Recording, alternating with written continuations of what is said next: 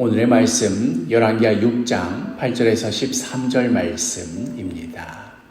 그때에 아람 왕이 이스라엘과 더불어 싸우며 그의 신복들과 의논하여 이르기를 우리가 아무데 진을 치리라 하였더니 하나님의 사람이 이스라엘 왕에게 보내 이르되 왕은 삼가 아무 곳으로 지나가지 마소서.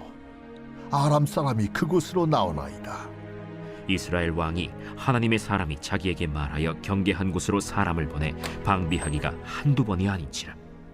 이러므로 아람 왕의 마음이 불안하여 그 신복들을 불러 이르되 우리 중에 누가 이스라엘 왕과 내통하는 것을 내게 말하지 아니하느냐?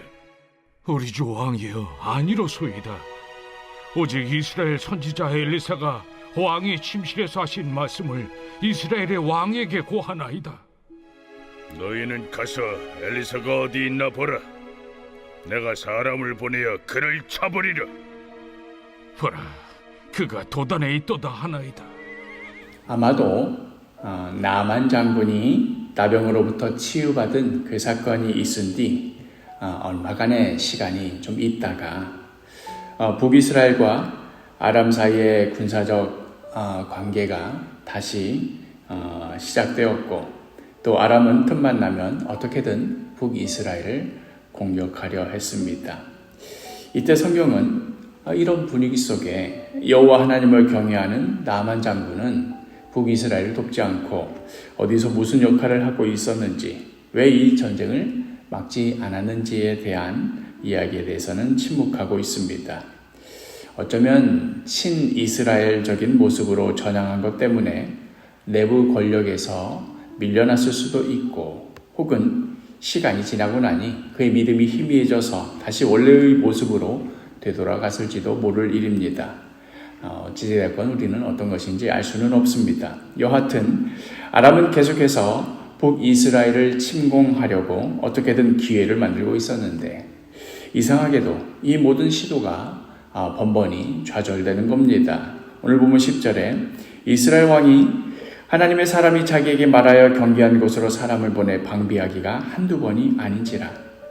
한두 번도 아니고 계속해서 이럴 수는 없는 일인지라 아람 왕은 자신의 신하들 가운데 누군가를 의심하기 시작합니다. 누가 북이스라엘과 내통하지 않는 이상 이럴 수는 없는 노릇이었습니다. 그때 신복 중에 한 사람이 왕에게 이렇게 고하지요. 12절에 그 신복 중에 한 사람이 이르되 우리 주 왕이여 아니로소이다. 오직 이스라엘 선지자 엘리사가 왕이 침실에서 하신 말씀을 이스라엘의 왕에게 고하나이다 하는지라.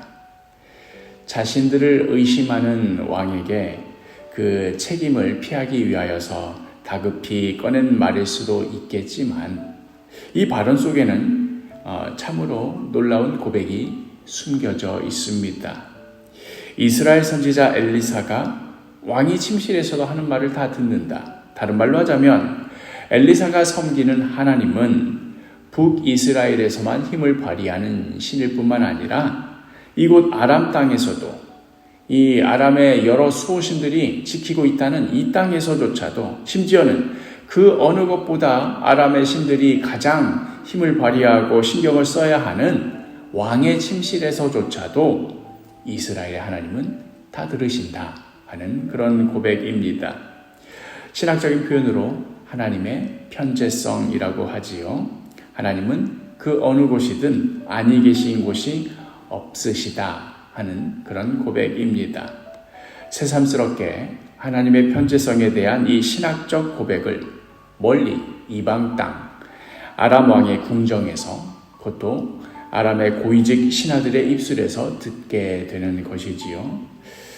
만일 이 신하의 말이 사실이라면 얼마나 곤란한 일이겠습니까? 그리하여 아람 왕은 눈에 보이는 하나님은 어찌할 수 없으니 일단 눈에 보이는 엘리사를 잡아다 처리하기로 합니다. 마침 그가 어디에 있는지도 첩보로 들어왔습니다. 13절에 왕이 이르되 너희는 가서 엘리사가 어디 있나 보라. 내가 사람을 보내어 그를 잡으리라.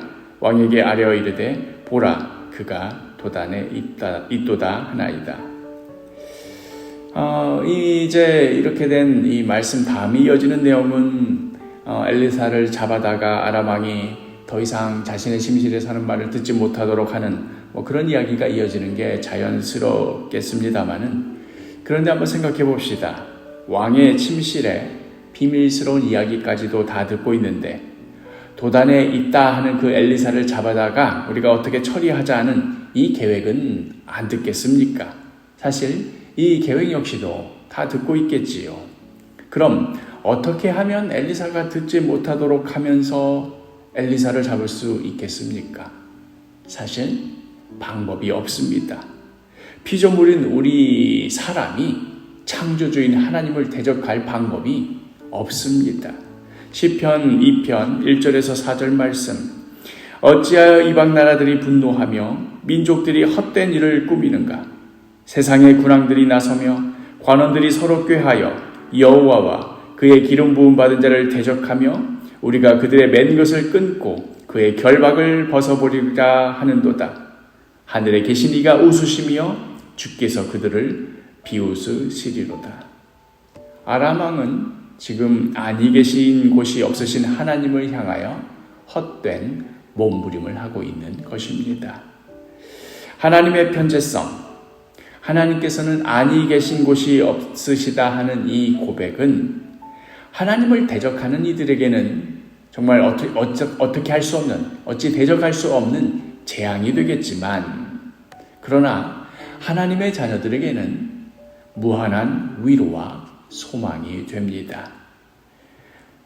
내가 홀로 눈물 흘리는 그곳에도, 아무도 모르게 홀로 신음하고 있는 그 자리에도 분명 하나님께서 함께 하심을 믿기 때문입니다.